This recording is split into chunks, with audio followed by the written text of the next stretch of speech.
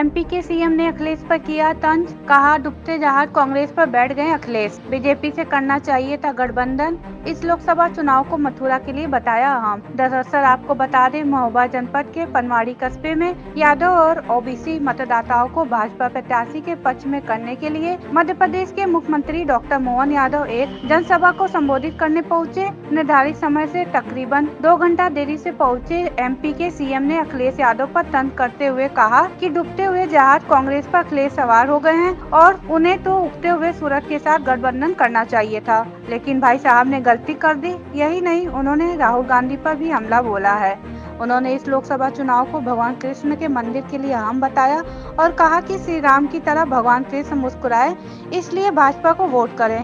यही नहीं, उन्होंने भगवान कृष्ण और सुदामा की दोस्ती का उदाहरण देकर यादव और ब्राह्मणों के साथ को बहुत पुराना बताया है। महोबा से इसराइल कुरैशी की रिपोर्ट। भगवान कृष्ण है, जहाँ सुदामा से उनकी दोस्ती हुई, चिंता मत करना बेटी जी। भगवान कृष्ण और ब्राह्मणों की 5000 साल पुरानी दोस्ती है। अपने इस बात को भूलो मत, ये हमारा पुराना समय है। और भगवान कृष्ण ने जब युद्ध करने गए तो परशुराम जी ने उनको सुदर्शन चक्र दे करके जीवन भर के लिए मित्रता अमर कर दी। ये भगवान कृष्ण का जाना पाओ का इतिहास है। एक नहीं, ऐसे कई प्रसंग है जिनको हम अपने बीच में याद रखना चाहिए। मैंने तो और सभाओं में भी कहा था, अरे गठबंधन ही करना है। भाई साहब को जिनने यहाँ राजीनामा करके सीटें का बंटवारा कराओ, तो डूबते जहाज में क्यों बैठो भैया, वो तो वैसे ही डूबने वाले हैं। जिनने पूरे देश से कांग्रेस को डुबा दिया, उससे गठबंधन करो। अरे गठबंधन करो चलती हुई गाड़ी से, उगते हुए सूर्य को नमस्कार करो। हमारी संस्कृति इसके लिए जानी जाती है। भाजपा से हाथ मिला दे। मैं तो धन्यवाद देना चाहूंगा मुलायम सिंह जी को, जिन्होंने उस समय मोदी जी के लिए भविष्य की शुभकामना दी थी। जोरदार ताली बजाओ। मोदी जी को उस समय शुभकामना मुलायम सिंह जी से मिली थी और उन्होंने कहा था मुलायम सिंह जी ने कि आपकी सरकार बन रही है। और मुझे इस बात की भी प्रसन्नता है, जीते जी उनके समय उनके हाथ में ताकत रही। एक बार हारने वाली डूबने वाली पार्टी से कभी हाथ नहीं मिलाया उन्हें। जब राम मुस्कुरा रहे हैं, भगवान मुस्कुरा रहे हैं, विश्वनाथ मुस्कुरा रहा है, तो कृष्ण कन्हैया ने क्या बिगाड़ा? उनको मुस्कुराना चाहिए कि नहीं मुस्कुराना चाहिए?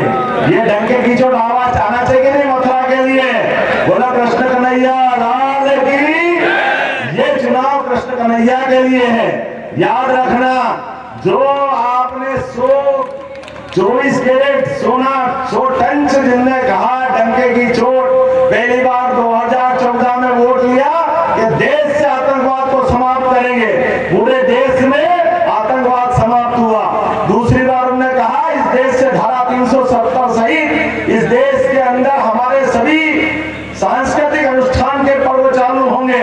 और हमने सामने देखा अयोध्या का फैसला, 5 साल के अंदर मुकदमा भी निपटा, कोर्ट के माध्यम से फैसला हुआ और फैसले के बाद न केवल भूमि पूजन हुआ बल्कि लोकार्पण भी हुआ।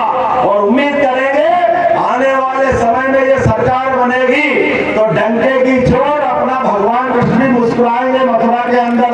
तो हम सबके लिए वो गौरवशाली क्षण होगा जिसके लिए हम और आप जी रहे। ये नए बनते इतिहास में आप भी आगे बढ़ो, हम भी आगे बढ़े।